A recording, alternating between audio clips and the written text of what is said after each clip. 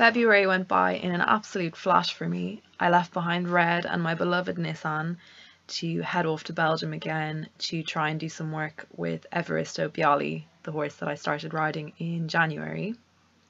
I also launched a fantastic campaign for crowdfunding with a company called Pledge Sports, and the reaction I got has been unbelievable.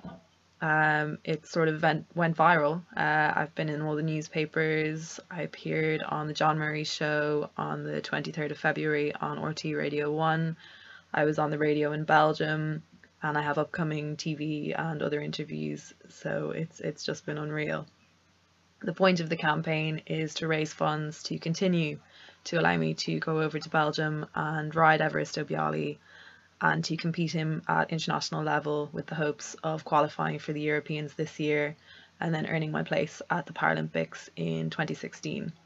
The campaign is titled Impossible is Temporary because this is quite a big undertaking. With all the press coverage, it was quite a rough trip down memory lane for me, as I had to talk about a very difficult time in my life when I was stuck in hospital, pretty unsure that I would ever walk again. But it has provided inspiration for some people and the response has been very positive. So I'm hopeful that it will allow us to raise the necessary funds through the crowdfunding campaign on pledgesports.org. So like I said, I was back in Belgium riding the lovely Evaristo Bialy and getting to know him. It was no easy task.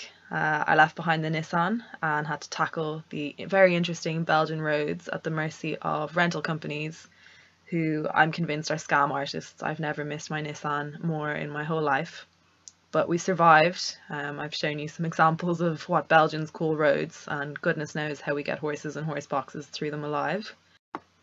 We entered Evaristo Bialy for his first competition with me on the 22nd of February, which gave me a week of intensive training to get to know him and to attempt to get my international qualifying score.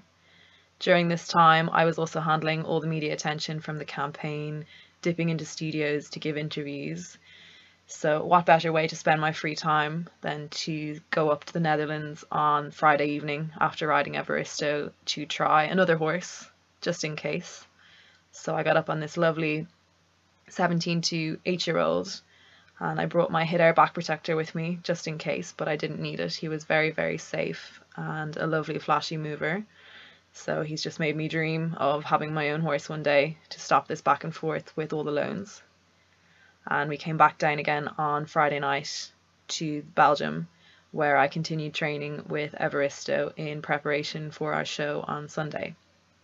On Sunday, I competed both of the FEI international tests, and I had to get a score of over 65% to qualify Evaristo for international duty. And somehow we managed to pull off 65.92, earning us international qualification for this year.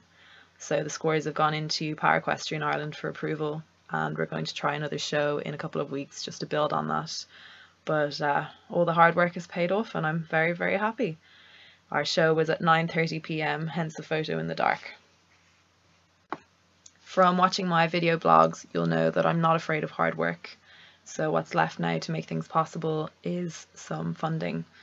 So if you would like to donate to my Pledge Sports campaign, you can log on to pledgesports.org and click on my campaign, Europeans 2015, Impossible is Temporary. Your support is much appreciated. Thanks in advance.